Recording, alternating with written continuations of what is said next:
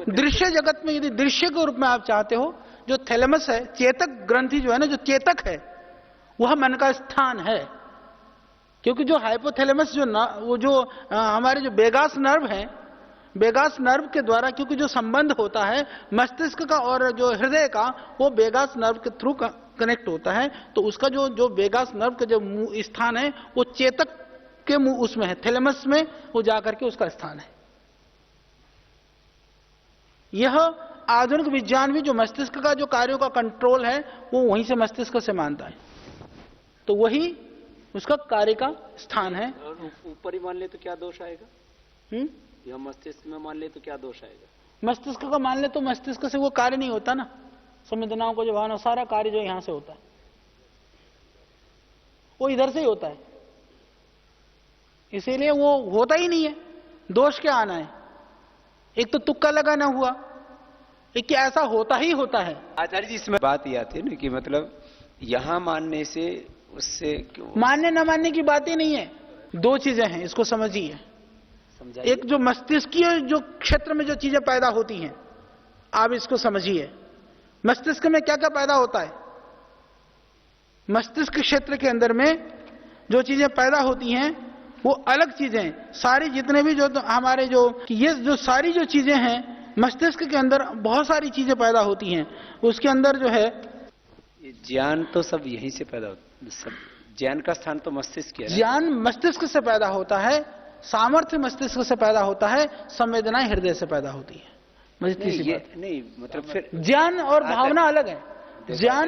ज्ञान ही तो किसी भावनाओं को जन्म देता है, फिर उसको यहां माने कहीं से नहीं। ज्ञान भावनाओं को पैदा करने के लिए एक अवसर देता है। मिट्टी बीज को पैदा करने के लिए एक अवसर प्रदान करती है। मिट्टी, पानी, हवा, धूप। मिट्टी बीज पैदा नहीं करती है, वो अवसर एक वातावरण बनाती है। मस्तिष्क वातावरण बनाता है। मस्तिष्कीय सामर्थ्य के अनुसार जो हमारी जो क्षमता है, उस क्षमता का जो विकास है वो हृदय के माध्यम से होता है।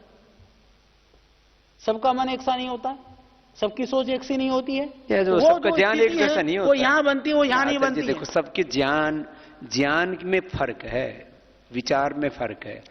वो तो ज्ञान और जो विचार का जो वो फर्क है, वो फर्क यहाँ है। तो फिर उसी के अनुसार भावनाएं बन जाती। हाँ, जैसे मिट्टी होगी, जैसे धरती होगी, वैसे बीज भी पैदा होगा। हृदय को बदल देते हो, हृदय को बदल देने से जो संचालन करने वाला तंत्र तो नहीं बदल गया? फिर मन तो बदल गया? नहीं, मन बदलेगा ना। मूल स्थान, यदि घर बदलने से वो आदमी तो मन तो, क्योंकि उसका जो कार्य क्षेत्र नहीं, ये जो मन है कोई ऐसा द्रव्य थोड़ी है, कोई ऐसा दृश्य। देखो ये एक मन तो अभौतिक माना है ना, शास्त्रों में भी अभौतिक माना आचार्य जी।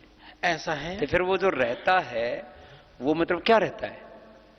आचार्य जी, इस प्रश्न का समाधान नहीं हुआ कि यदि मन का स्थान और कार्य मस्तिष्क में ही मान ले तो क्या दोष आएगा? मस्तिष्क में मान ले तो मन का कोई भी वहां पर कार्य तो दिखाई देता है, पर स्थान वाला, भावना वाला कोई भी इस तरह की स्थिति मस्तिष्क में किसी भी रूप में आप सिद्ध नहीं कर सकते हो। देखो आचार्य जी, पसीने आते हैं, मतलब घबराहट होती है तो पसीने यहाँ आते हैं, कोई यहाँ थोड़ी आते हैं। और जो है ये जो है आंखों में आंसू यहाँ आते हैं, कोई यहाँ आंसू थोड़ी टपकते हैं। ऐसा देखो, फिर जो है गुस्सा आता है तो ये हाथ यहाँ से होते हैं, कोई दिल थोड़ी बाहर निकलता है। और दिल फड़फड़ाएगा, पहले दिल फड़फड़ाएगा, दिल के अंदर घबराहट या कंपन होगी, दिल के अंदर संवेदना या भावना होगी, उसके बाद ही कुछ होगा, उससे पहले कभी कुछ नहीं होगा। जी हाँ जी भाई साहब, और पूछिए। आचार्य जी, एक बार थोड़ा सा सिद्ध करने का प्रयास करें, क्योंकि हमसे कोई पूछेगा तो हम भी। देखिए, उसका स्थान हृदय है, कार्य स्थान मस्तिष्क है, और जो है ना उसका जो कार्य प्रभाव जो है पूरे शरीर में पड़ता है। नहीं, उसमें हानि क्या होगी आचार्य? हानि क्या होगी? तो यहाँ तो ये तो वैसे ही मतलब उसका काम ही ऐसा नहीं है, नहीं, जब रहता ही नहीं हानि क्या होगी? बोले कोई झोपड़ी में रहता, हानि क्या होगी? महल में बैठा दो। अरे भाई, वो वहां रहता है, हमको ये जानना है कि कौन सी चीज कहां पर है। नहीं, देखो फिर मैं आपको समझाना चाहता हूं, ये एक यही प्रश्न है, इसको समझिए। भौतिकी जो तत्व है और जो अभौतिकी तत्व हैं, अब इसको समझिए। वैसे आप देखें कि जो है पदार्थ नहीं है, वो तत्व तो है, वो पदार्थ नहीं है। जो तत्व है उसको महसूस किया जा सकता है, परंतु पदार्थ को देखा भी जा सकता है। पदार्थों में तो गणना की है आचार्य। और दर्शन में पदार्थ का तात्पर्य वहां पर भौतिक का है, मतलब पंचभूतों से नहीं बना। वही तो मैं कह रहा हूं, जो पदार्थ को हम पंचभौतिक कह सकते हैं, और कुछ ऐसे तत्व हैं जो पंचभौतिक नहीं है, उनको पदार्थ के रूप में भी जाना जा सकता है, पर वो पदार्थ का मतलब वो अदृश्य पदार्थ है, अदृश्य तत्व। वो महसूस किया जा सकता है, वो कभी भी। मैं आपको उसको समझाता हूं। फिर मॉडर्न साइंस में भी बहुत सारे ऐसे तत्वों की गणना की गई है शरीर विज्ञान के अंदर जो अभौतिक है, यानी कि वो जो पदार्थ है अदृश्य है, उसको वो केमिकल के रूप में वो मानते हैं, कई जगह पर एनर्जी के रूप में मानते हैं, तो वो उस रूप में वो मानते हैं। और कई बार फिर वो बात करते करते एनर्जी की, मॉडर्न साइंस वो पदार्थ के अंदर ही विद्यमान ऊर्जा है ऐसा मानता है। उसमें और हमारे में फर्क क्या है? वो उस पदार्थ के अंदर ऊर्जा मानता है, हम मानते हैं कि जो ऊर्जा है वो पदार्थ के अंदर नहीं है, उस पदार्थ में और कहीं से आया है। इतना फर्क है। तो इसीलिए जो मन तत्व है वह मनस तत्व, वह भौतिक दृश्य तत्व नहीं है, अदृश्य पदार्थ है। वो एक शक्ति है, वह शक्ति हमारे शरीर में कार्य करता है। और इसमें मैं एक बात और बताना चाहता हूं, यह भी एक बहुत गंभीर बात है, इसको आप समझिए। मरने के बाद में हम कहते हैं ना कि आदमी, ये बहुत एक कई प्रश्नों का उत्तर मिलेगा इसमें, फिर प्रश्न करोगे तो मैं उत्तर दूंगा।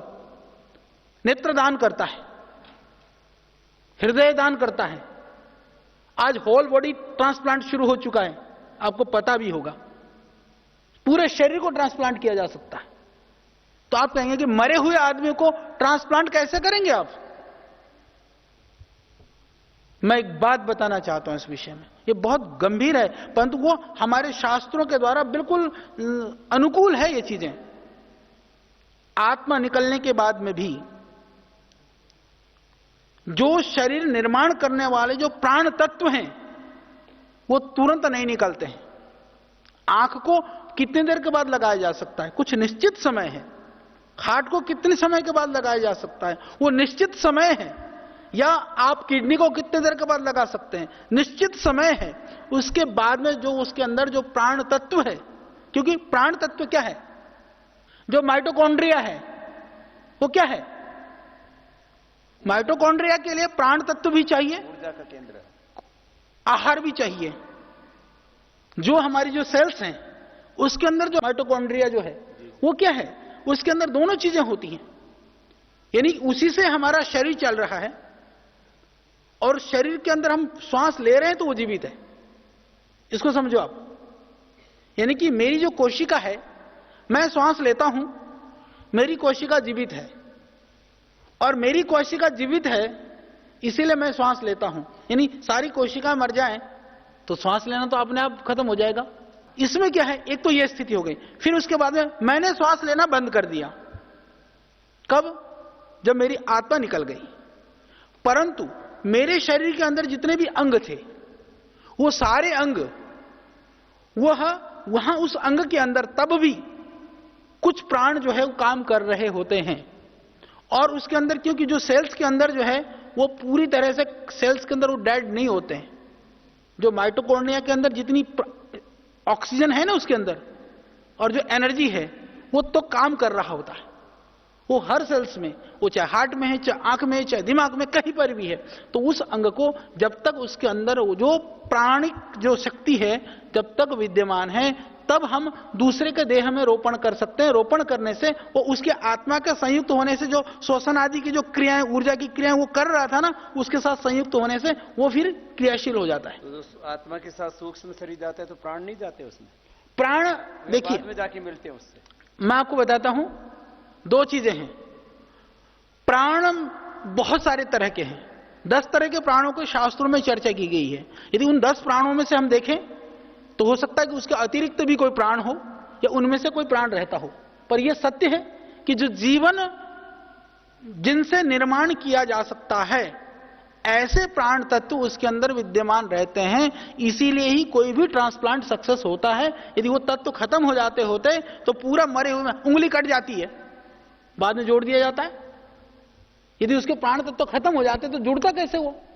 कितनी देर रहता है वो प्राण फिर? इसमें देखो ऐसे अलग अलग जगह के लिए ना अलग अलग है, क्योंकि आंख जैसे है कितना 2 घंटा लगभग है, हार्ट का है, किडनी का है, अलग अलग है। तो वो समय है, क्योंकि अलग अलग स्थानों पे एक ही जैसा या उतना ही नहीं रहता है। नहीं तो वो जो जाते हैं ना सर, जैसे ज्ञानेंद्रियां भी, जो इंद्रियां भी जाती हैं, तो सूक्ष्म शक्ति जाती है ना उनके साथ, तो वो कोई स्थूल तो जाती ही नहीं। सूक्ष्म शक्ति वो आचार्य जी उस संघ को इतना वेग दे दिया था, वो वेग इतनी देर काम कर रहा है, ऐसा क्यों नहीं मान सकते हैं? हाँ, वेग वही है। वो क्या है, देखो मैं आपको बताता हूं कि जो मेरी जो हमारे शरीर के अंदर जो कोशिकाएं हैं, उन कोशिकाओं के अंदर भी श्वसन क्रिया होता है। वो श्वसन क्रिया, अभी कोशिका के अंदर श्वसन क्रिया वो स्वतंत्र नहीं है, अभी स्वतंत्र नहीं है। वो श्वसन क्रिया हम जो ले रहे हैं हमारे फेफड़ों के द्वारा, वो श्वसन क्रिया वहां पर वो कनेक्टेड है, वो कार्य कर रही है। जब ये हमारे फेफड़ों से अलग हो गया कोई भी अंग, तो उसके अंदर जो अपनी जो शक्ति है वो शक्ति तब क्रियाशील रहेगी जब तक उसके अंदर जो खुरा, जैसे होता है ना आदमी को खाना ना दो तो कब तक जीवित रहेगा? जब तक वो शरीर के अंदर जो रिजर्व जो एनर्जी है, जो हमारे शरीर के अंदर ऊर्जा है, हम उतने समय तक जिंदे रहेंगे। इसी तरह जब इसको खाना नहीं मिल रहा है, ये तो खाना हम कंटिन्यू दे रहे हैं ना इसको, तो उसके अंदर जो खाना जो रिजर्व एनर्जी है, जब तक वह तब तक कार्य करेगा। वो रिजर्व एनर्जी खत्म हो जाएगा, वो खत्म हो जाएगा। ये है। तो और कुछ पूछना है? हाँ बोलो। आचार्य जी, माइटोकॉन्ड्रिया ही ऊर्जा का स्रोत है, तो माइटोकॉन्ड्रिया को काम करने के लिए ग्लूकोज और ऑक्सीजन चाहिए। ऑक्सीजन से उसको ग्लूकोज को तोड़ेगा ऊर्जा में।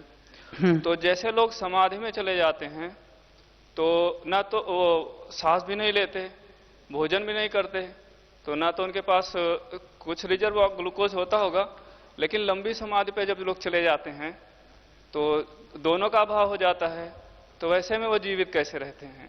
देखो, इसमें सीधी सी बहुत सिंपल सी बात है, कोई लंबी चौड़ी कहानी नहीं है। एनर्जी को हम प्रयोग करते हैं तो ऊर्जा खत्म होती है। यदि आप अपने ग्लूकोज और ऑक्सीजन को प्रिजर्व करने की जो क्षमता समाधि से आती है, तो कितने दिन प्रिजर्व करके रखो, तो उसमें कुछ सिंपल सी बात है। शायद समाधि की विधि में हम अपनी एनर्जी को सेव सुरक्षित करते हैं, तो इतनी ही तो बात है। जो ऊर्जा के स्रोत हैं, देखो मैं आपको बताता हूं, अन्न और हवा। अन्न से तात्पर्य फल, साग, सब्जी, जल भी, और हवा, ये 2 मुख्य स्थूल स्वरूप हैं जो हम बाहर से लेते हैं। उसमें अन्न में भी एक तो स्थूल अन्न हो गया, फिर जल हो गया, फिर वायु हो गया। यानी वायु को सबसे ज्यादा महत्वपूर्ण माना गया, फिर जल को, फिर अन्न को, जो केवल श्वास लेते। इसके अतिरिक्त भी ऊर्जा के जो स्रोत हैं, वह पृथ्वी भी ऊर्जा के स्रोत है। हम पृथ्वी से भी एनर्जी लेते हैं, धरती में से लगातार हम ऊर्जा ले रहे होते हैं। इसी तरह से हम सूर्य से भी लगातार ऊर्जा ले रहे होते हैं। सूर्य के बिना जीवन नहीं हो सकता, और आदमी को धरती से ऊपर रख दो वो जीवित नहीं रह सकता। और इसके अतिरिक्त 2 और हैं, एक दृश्य जगत से, एक अदृश्य जगत से। वो जो कॉस्मिक एनर्जी है वह भी हम वहां से भी ऊर्जा ले रहे होते हैं। ये मॉडर्न मेडिकल साइंस भी मानता है, जो आज के आधुनिक जो विज्ञानी हैं वो भी इस मान को मानते हैं कि जो ऊर्जा के स्रोत हैं वो दृश्य जगत और अदृश्य जगत। वो अदृश्य जगत से हम कौन सी ऊर्जा लेते हैं, वही परमात्मा की ऊर्जा है, जो मुझको लगता है। भाई दृश्य जगत में तो ग्रह, नक्षत्र, चंद्र, तारे जो भी दिखाई दे रहे हैं, हम उनको दृश्य मान सकते हैं। तो आधुनिक विज्ञान इस बात को मानता है कि हम वहां से भी ऊर्जा लेते हैं। और एक अदृश्य जगत का मतलब हमको लगता है वो परमात्मा ही है जो अदृश्य है, पर उसकी ऊर्जा से हम जीवित हैं। आचार्य जी, आपने बताया था कि मन का निवास स्थान हृदय है और कार्य क्षेत्र मस्तिष्क है। यदि उसका कार्य क्षेत्र मस्तिष्क है तो बुद्धि का कार्य क्षेत्र कहां पर है? मन, बुद्धि, चित्त, अहंकार, उसके ही जो भेद है ना, उसके अलग अलग कार्यों के हिसाब से अलग अलग नाम है। वो मन के ही भाई बंधु हैं वो।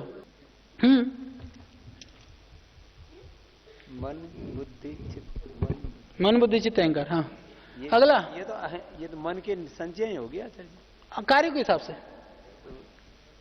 बुद्धि इधर है, इधर मन इधर है। नहीं महाराज जी, वो एक ही कार्य के हिसाब से उनका नाम है।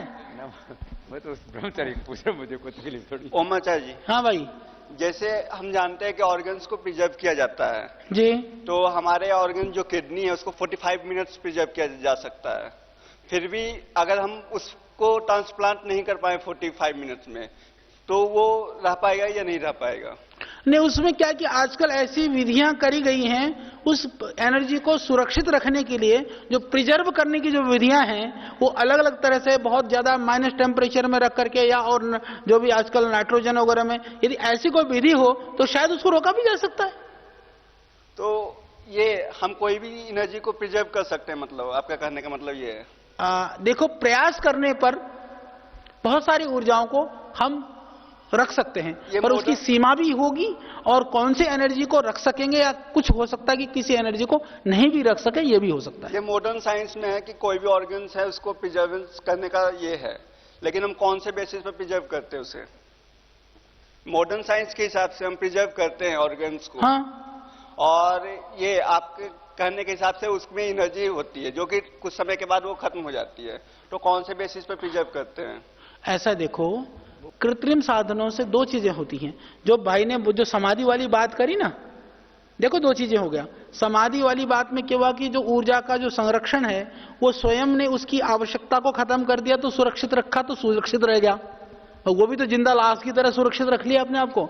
और वहां वैज्ञानिकों ने ऐसी विधि तलाश करी हो कि जब उस विधि के द्वारा जो ऊर्जा का जो भक्षण करेगा ना जो सेल्स, उसको उस प्रक्रिया को धीमी कर देंगे।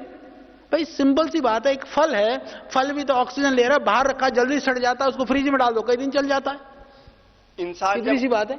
इंसान जब कोमा में चला जाता है, उसकी सारी की सारी एनर्जी रहती है, उसके अंदर सोल भी रहता है, आत्मा, फिर भी वो कोई काम नहीं कर पाता है, क्यों?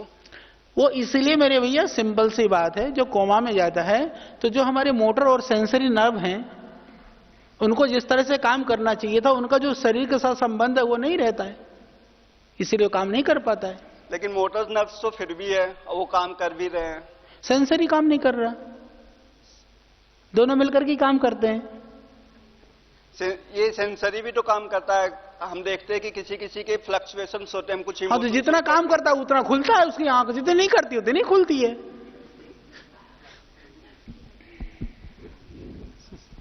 ओम आचार्य जी। हाँ जी आचार्य जी, इसी से मिला जुला मेरा प्रश्न है। आपने जो बताया सूक्ष्म रूप में एनर्जी हमारी बॉडी में रहती है मरने के बाद भी, और समाधि में जो एनर्जी होती है वो सिमिलर होती है या वो दूसरी तरह की होती है? वहां पर ज्ञान से एनर्जी को कंट्रोल किया जा रहा है, यहां प्राकृतिक रूप से कंट्रोल है, भाई इतना ही फर्क है। आचार्य जी, मॉडर्न मेडिकल साइंस आज समाधि को नहीं मानती है, लेकिन इस चीज को मानती है कि हमारी बॉडी में वो कुछ प्राण रहते हैं जो ट्रांसप्लांट के लिए क्योंकि सेफ होते हैं। समाधि का उन्होंने उस स्वरूप को, उस चीज को देखा नहीं, इसलिए नहीं मानते हैं। पर यह सत्य है कि उसको इतना ही समझ लो ना, जब हम कृत्रिम रूप से किसी ऊर्जा का संरक्षण कर सकते हैं तो हम सहज रूप से भी प्रयास के द्वारा उस ऊर्जा के संरक्षण के एक अपने आप उस स्थिति में क्यों नहीं पहुंचा सकते? पहुंचा सकते हैं, पर वो कठिन है, बस इतनी ही बात है। तो क्लिनिकली इसे डेड बता दिया जाता है? क्लिनिकली डेड नहीं होगा, उसके अंदर जो है ना कुछ पार्ट डेड हो सकते हैं। जैसे क्लिनिकली नर्व्स खत्म हो जाएंगी, नाड़ियां, हृदय के धड़कन कम हो जाएगा, पर ब्रेन एकदम पूरा काम करना खत्म नहीं करेगा, कुछ न कुछ तो रहेगा। पर हाँ, एक स्वस्थ व्यक्ति के अंदर जो सिम्टम्स होते हैं नस नाड़ियों की, समाधि की स्थिति में वो स्थिति नहीं रहेगी। क्योंकि वो इसलिए नहीं रहेगी आंशिक तौर पर, क्योंकि वो अपनी ऊर्जा को, जो एक सहज जो प्राण की जो ऊर्जा है, उसको वो क्या है कि वो कंट्रोल कर लेता है। तो जो सहज रूप से जो गतियां हैं वो सारी गति जो है केंद्रित और कंट्रोल हो जाती है। जी धन्यवाद। मेरा प्रश्न थोड़ा सा, उत्साह जो हमारे अंदर उत्पन्न होता है सेवा आदि कार्य करने से, और हम मोटे तौर पे देखें तो हम देखते हैं कि हम प्राण से ही अपनी ऊर्जा का स्रोत मानते हैं, और भोजन आदि से जो हमारे अंदर ऊर्जा उत्पन्न होती है वो ऊर्जा हम मानते हैं कि हमारे अंदर जो ऊर्जा उत्पन्न होती है। पर एक अलग से उत्साह होता है, कोई क्षणिक एकदम से उत्साह हमारे अंदर पैदा हो जाता है, कोई भी हम अच्छा कार्य करते हैं, वो उत्साह जी हमारा बुद्धि से तो हम निश्चय करते नहीं, वो उत्साह हमारे अंदर ऐसे एकदम से कहाँ से आता है वो चीज? ये विचारों से, संस्कारों से, वह भी हमारा जो आज यह शरीर है, हमारी जो प्रवृत्ति है, वो सब हमारे जो संस्कार हैं या हमारे अंदर जो है जो विचार हैं, उस विचारों से वो स्थिति बनती है। तो जो विचारों की स्थिति जैसे बनेगी उसी तरह से हमारी रुचि और प्रवृत्ति होनी शुरू होती है। और उसको दो तरह से, इसको फिर समझिए कि हम अपने विचारों से अपने सिस्टम को कंट्रोल कर सकते हैं, अपने सिस्टम को कंट्रोल करने से हमारे विचार ठीक हो सकते हैं। जो सिंपल सी चीज के लिए जितने भी, जैसे तुम्हारा उसको समझने के लिए एक बिल्कुल सिंपल सी बात है, कोई लंबी चौड़ी कहानी नहीं है, जो जितने भी जो मस्तिष्कीय तरंगे हैं ना, उन मस्तिष्कीय तरंगों के अंदर आप देखोगे कि व्यक्ति की जो अलग अलग स्थिति के हिसाब से जितना भी जो तुम्हारे अल्फा, बीटा, डेल्टा, थीटा, जितने भी गामा है, वो अलग अलग वेव्स बनेंगे। तो वेव्स चेंज हो जाएंगे तो तुम्हारा विचार चेंज हो जाएगा, विचार चेंज हो जाएगा तो वेव्स चेंज हो जाएंगे। तो इतरेतर आश्रित हैं। तो जैसे हमको अचानक कोई दुर्घटना हो गई तो मेरे मस्तिष्क की तरंगें बदल जाएंगी, या मैंने ध्यान लगा करके मैंने अपने मन को शांत किया तो मेरी तरंगें बदल जाएंगी।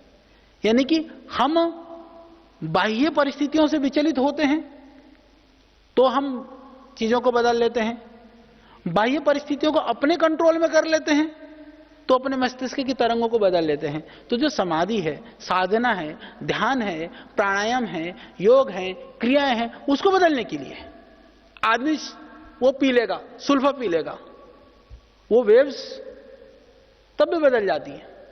जो कोई किसी को भांग पिला दो, किसी को अफीम खिला दो, थोड़ी देर के लिए उत्साह से अतिरिक्त ऊर्जा आती है। वही तो मैं कर रहा हूं, मस्तिष्क के अंदर वो ऊर्जा अपना पैदा हो जाती है ना, फिर मस्तिष्क नहीं, वो शरीर में जाती है। तो यही पैदा होगा तो शरीर में आएगा। गुरुजी जगह तो यही है, इधर से आता है वो। ठीक, वही पूछ समझ गए? ठीक है मेरे भैया। शक्ति तो यहाँ आता है आचार्य जी, यहाँ से तो खाली प्रेरणा मिलती है। दोनों का कारण है, यानी कि यहां से प्रेरणा भी मिले, यहां पहले हमारी उस नस नाड़ियों में इतनी ऊर्जा भी हो। ओ मतलब आत्मा जब मनुष्य के रूप में गर्भ धारण करता है तो किस अवस्था में करता है, उससे संबंधित कुछ बताया था। तो जैसे शुक्राणु व रज के मिश्रण से बिंब में पहुंचता है और बिंब के बाद वो ओवम में जाता है, उसके बाद भ्रूण की उत्पत्ति होती है। तो इसमें और फिर बताया कि 21 से 22 दिन के बाद वो अपना जैसे संवेदना है उसमें प्रवेश करता है। हाँ, ऐसा फिर बताया गया था कि आत्मा 21 दिन बाद उसमें प्रवेश करती है भ्रूण की छोटी सी इकाई के रूप में।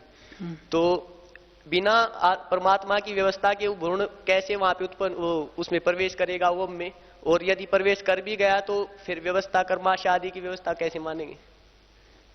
इसको मैं बता देता हूं, थोड़ा सा आप सुन लो, मैं बता देता हूं। प्रायः हमारी जो वैदिक या जो सनातन या हमारी जो परंपरागत मान्यताएं हैं, उन मान्यताओं में हम ऐसा मानते हैं कि शुक्राणु के अंदर वो आत्मा पहले से मौजूद है। क्वालिटी तो दोनों में है ना। रज के अंदर में माइक्रोस्कोप में देखेंगे वहां कोई हलचल नहीं मिलता, वो कुछ नहीं है वहां पर, वो शुक्राणु में ही है। वो प्राण तो सर्वत्र है, जगत में भी है, देह में भी है, तत्वों में भी है, पिंड में भी है, ब्रह्मांड में भी है। ठीक है, अब आप आइए शुक्राणु पर।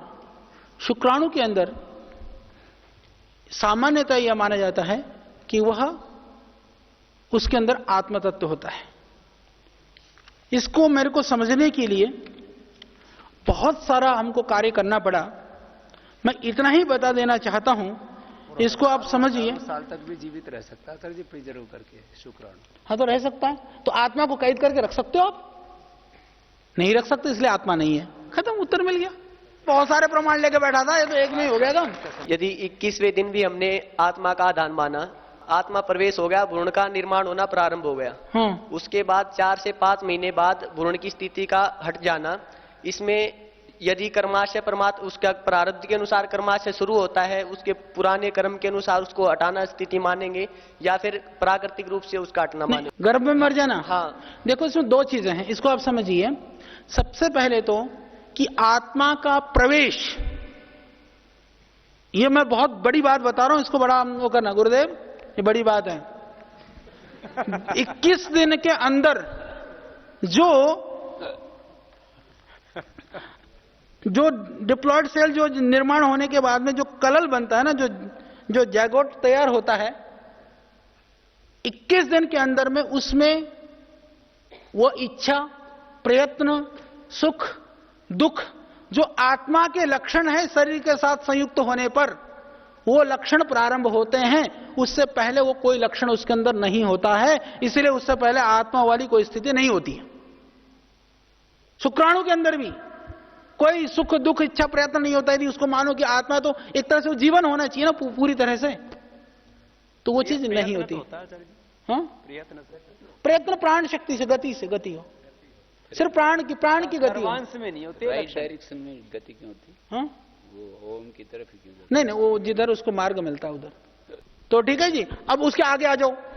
गर्भ के अंदर जब वो आत्मा प्रवेश हो चुका, होने के बाद में गर्भस्राव होता है, गर्भपात होता है, उसकी मृत्यु हो जाती है। ये सारी स्थितियों में अब ये एक और चिंतन का विषय है, उसमें क्या वो आत्मा जो प्रवेश हुई उसको उतनी देर के लिए उस गर्भ में आना था उसको, या उसमें जो मां बाप हैं वो दोषी हैं? कर्मफल सिद्धांत के हिसाब से क्या होता है, वो बड़े बड़े दार्शनिक विद्वान लोग बैठे हैं कि इनके ऊपर छोड़ दो।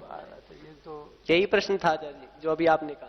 हाँ, तो इनके ऊपर छोड़ दो, मैंने बता दिया ना। मेरा विषय तो यह है कि आत्मा तब प्रवेश होता है, उसके बाद में कैसे कैसे निकलता है मैं बता दूं। प्रारब्ध अलग है, पुरुषार्थ भी आदमी का पुरुषार्थ दोनों चीज है ना, सब चीज मिल करके होता है ना उसमें। तो पुरुषार्थ से अपने जीवन को कभी भी खत्म कर सकते हैं जी।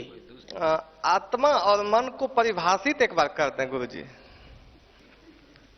तो बड़ा लंबा गहरा। ऐसा छोटी सी कहानी सुना देता हूं ना, सबको पता, ये तो पढ़ते रहते, तो बड़े बड़े विद्वान लोग हैं, तुमको समझा देता हूं मेरे भाई। अभी तुमने उठने की सोची होगी पूछने के लिए, तो एक बार तो आया होगा पूछूं कि नहीं पूछूं। हाँ भाई, आया विचार? तो बस यही आत्मा और मन में फर्क है, ठीक है।